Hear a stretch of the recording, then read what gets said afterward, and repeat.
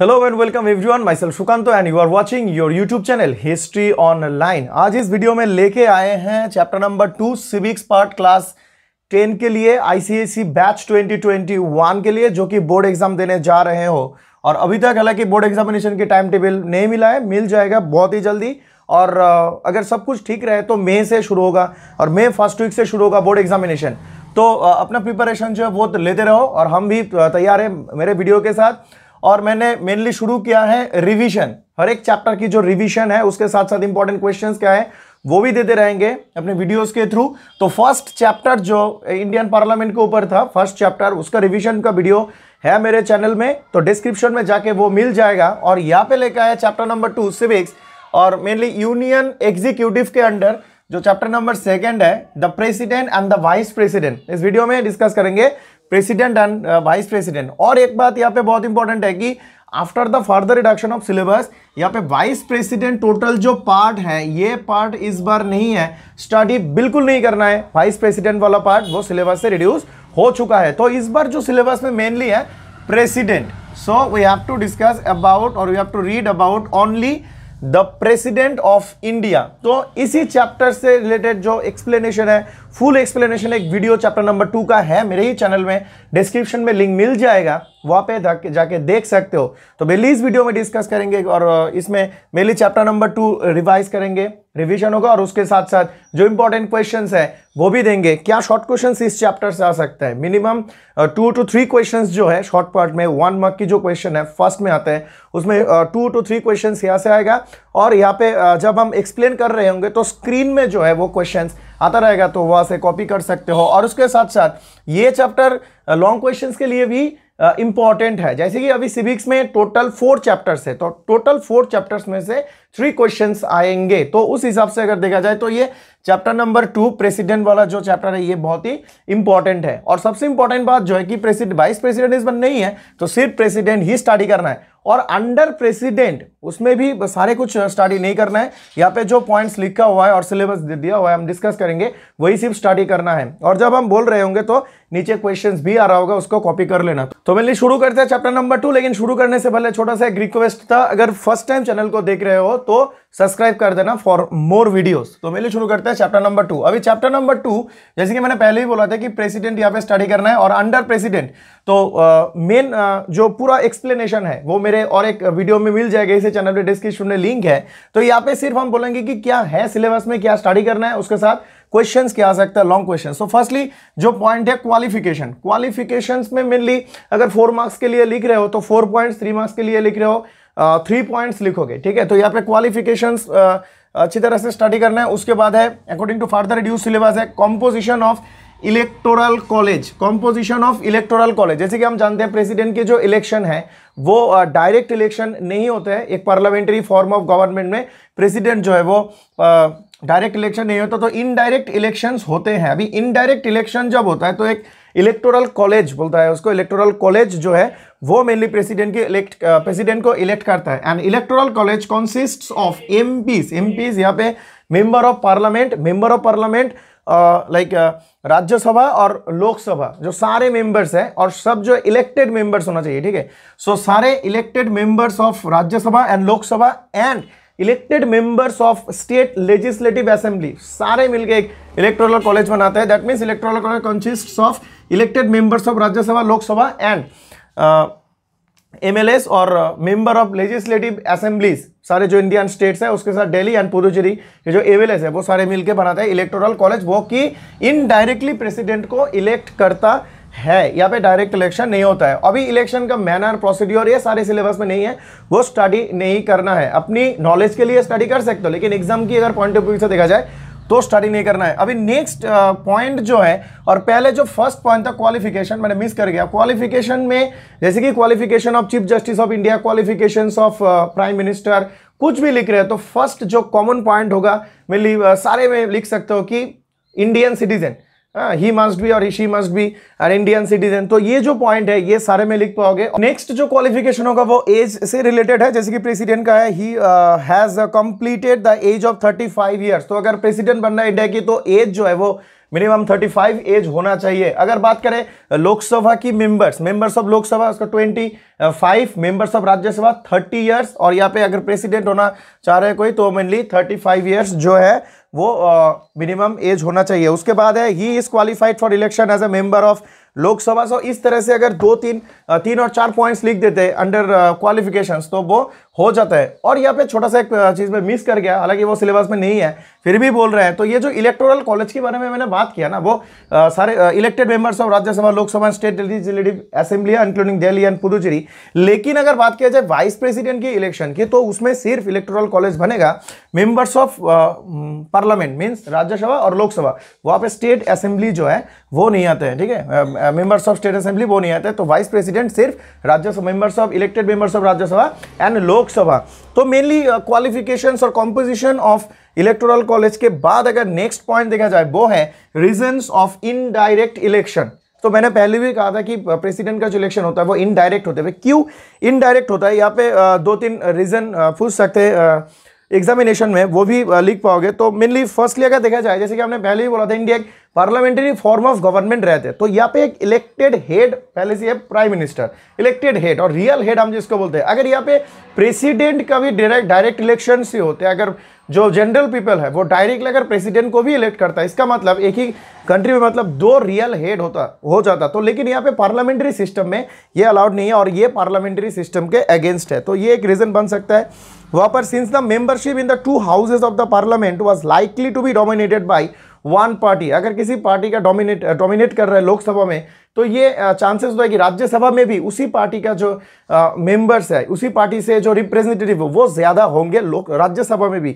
और अगर प्रेसिडेंट भी डायरेक्ट इलेक्ट होते हैं पॉलिटिकल पार्टीज के थ्रू, तो यहाँ पे एक क्या होगा कि सारे जो है इलेक्टेड मेंबर्स एक ही पार्टी का जो है वो एक ही पार्टी का रिप्रेजेंटेटिव बन के बैठ जाएगा। तो यहाँ पे अगर इलेक्टोरल कॉलेज से होता है तो सारे कंट्री का जो स्टेट्स या फिर सारे जो है वो यहाँ पे इक्वली वोट अपना देके एक प्रेसिडेंट हम चुन सकते हैं। तो ये कॉज बन सकता है फॉर इनडायरेक्ट इलेक्शन। और उसके बाद है कि यही मेनली, तो यहाँ पे इनडायरेक्ट इलेक्शंस के अंडर भी 2 और 3 पॉइंट अगर लिखोगे, 3 पॉइंट्स लिखोगे तो 3 मार्क्स के लिए इनफ है। और इससे रिलेटेड क्या क्वेश्चन हो सकता है वो भी स्क्रीन में आ रहा होगा, तो वापस से कॉपी कर लेना। अभी इनडायरेक्ट इलेक्शन के बाद आता है term of office and impeachment.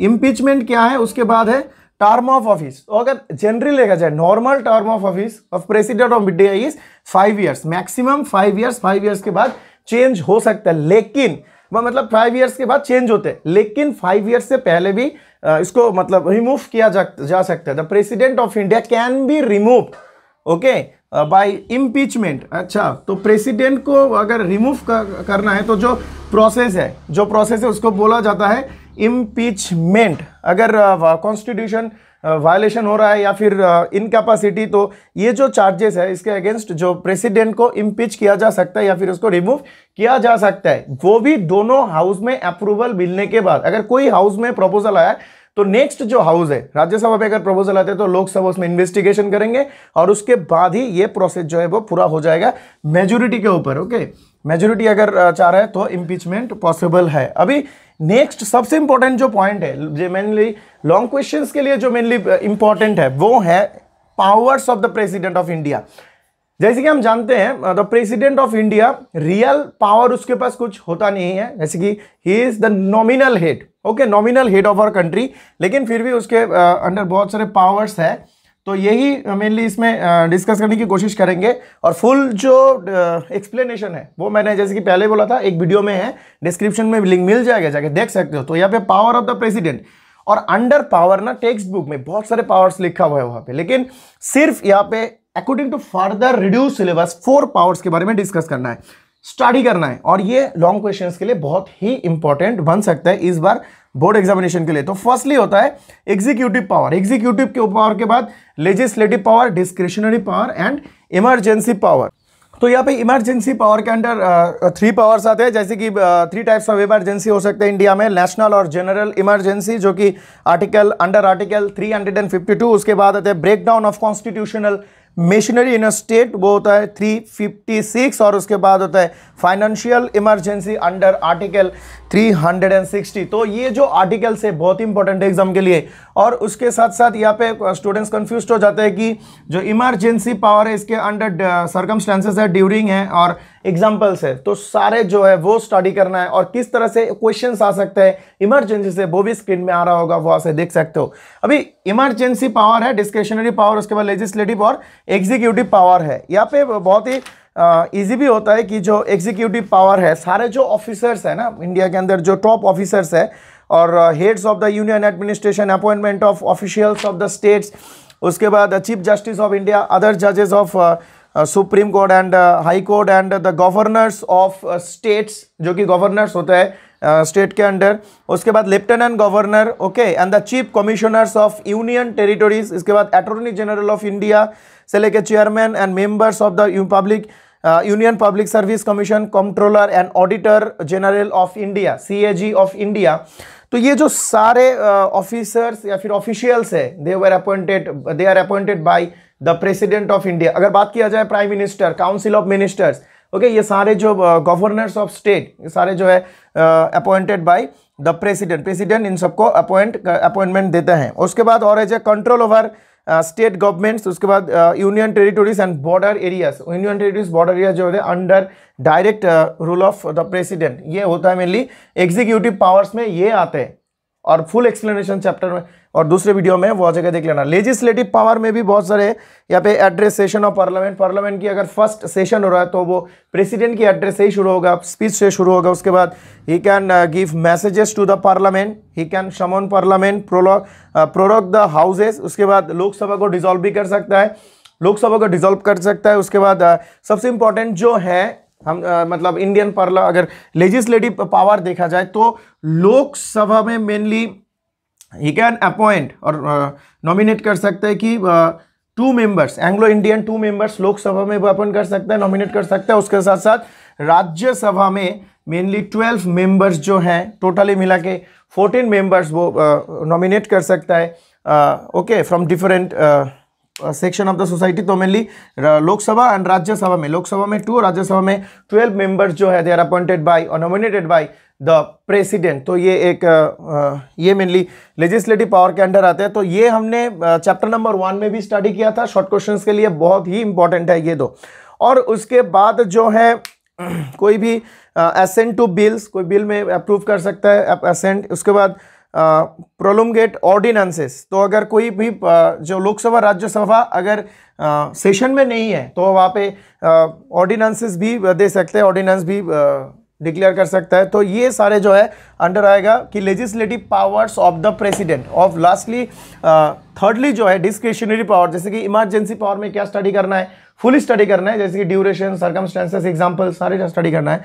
और उससे पहले जो है डिस्क्रिशनरी पावर, डिस्क्रिशनरी पावर अगर सिंपली बोला जाए कि कुछ स्पेशल पावर्स होते हैं प्रेसिडेंट के पास, मतलब वो अपने हिसाब से उसको अगर सिचुएशन राइज करे तो उस हिसाब से अपना जो व्यू है वो रख सकते हैं, डिस्क्रिशनरी पावर के थ्रू वो अप्लाई कर सकते हैं। जैसे कि appointment of the prime minister in a situation where no single party commands the clear support of the majority of the Lok Sabha member and there is a hung parliament. तो यहाँ पे वो अपना जो डिस्क्रिशनरी पावर है वो मेनली अप्लाई कर सकते हैं अगर इलेक्शन के बाद कोई भी पॉलिटिकल पार्टी मेजोरिटी में नहीं है, तो सिंगल मेजोरिटी में नहीं है। उसके बाद appointment of prime minister in a case of sudden death of the incumbent where the ruling legislature party is unable to meet immediately to elect a leader, उस टाइम भी जो है प्रेसिडेंट एक वो कर सकता है, अपॉइंट कर सकता है प्राइम मिनिस्टर को। उसके बाद है when the ruling party who has lost majority support in लोक सभा और when a vote of no confidence passed against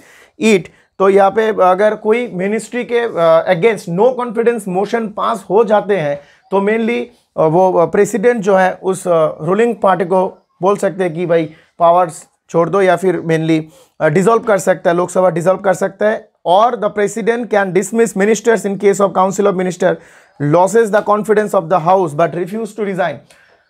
अगर नो कॉन्फिडेंस मोशन पास हो गया है लेकिन फिर भी जो मिनिस्टर्स है वो रिजाइन नहीं करना चाह रहे हैं, तो मेनली वो ये हो सकता है कि प्रेसिडेंट उसको फोर्स कर सकता है रिजाइन करने के लिए।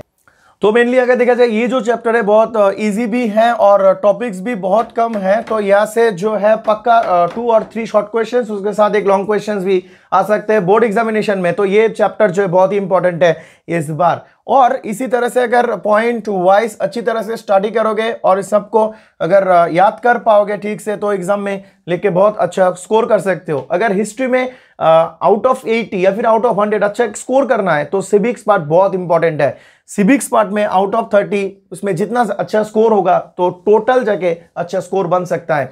तो मेनली इस वीडियो में बस इतना ही। इसमें हम कोशिश किया कि इस चैप्टर को थोड़ा सा रिवाइज करने के लिए, थोड़ा शॉर्ट में इसको समझाने के लिए, और उसके बाद कुछ क्वेश्चंस, इंपॉर्टेंट क्वेश्चंस देने के लिए जो कि बोर्ड एग्जामिनेशन में आ सकता है। और क्वेश्चंस भी मैंने दिया, स्क्रीन में वो आ रहा था, वो आपने लिखा भी। तो मेनली इस चैप्टर से इतना ही और इस वीडियो में बस इतना ही। अगर ये वीडियो थोड़ा सा भी अच्छा लगे, हेल्पफुल रहा या फिर इंफॉर्मेटिव लगे तो लाइक कर देना, शेयर करना दोस्तों में, ताकि उसको भी पता चले भाई हिस्ट्री ऑनलाइन जैसे एक चैनल है और सारे जो हिस्ट्री के चैप्टर्स है वो भी उसमें अवेलेबल है। एग्जाम से पहले पूरा हो जाएगा। और अगर नए हो चैनल में सब्सक्राइब कर देना history online. Thank you for watching this video. Thank you.